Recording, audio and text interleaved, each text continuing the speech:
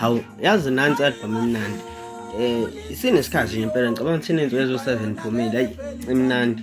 Khona lethi ungavumi ingoma, nale yokudlulisa isaluthi ziningi nje ziningi, zimnandi zonke yabo.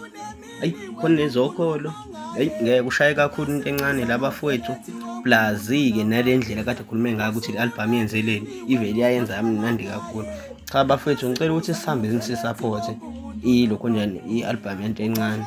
Sishaye mhlawumbe noma amamiliyoni kwezinye zey'ngoma noma even zonke mekwenzeka, but khona lethi ungavuma hayi iyona ehithi-ke mina engizizwe kakhulu ukuthi iyangena kumina, ingathi iyangithinta ngokuhamba kwesikhathi nezimo engiye ngabhekana nazo esikhathini esidlulile, kodwa nje zimnandi. Uyabona nale noShenge-ke mese seke-remix yaba mnandi kakhulu, but imnandi ngisho ngathiwa uyodwa uShenge kaCukane. Isizathu esenza ukuthi ngifake uShenge siyenza ukuthi le ngoma ibe nomehluko ukuze ingatholi u-copyright-eka ku-YouTube. Awufuni ukuthi uphinde ufake iy'ngoma ezi-upload-iwe, kodwa nje ngale kokumosha isikhathi nokukhuluma izinto ey'ningi bafowethu, cha imnandi i-album yento encane. Ukhiphile la bafowethu, ngicela simsupport ya, ngicela nisubscribe ngiyabonga kakhulu sisi-8K ama-subscribers, ngicela sikhuphuke mhlawumbe size sifike naku-10.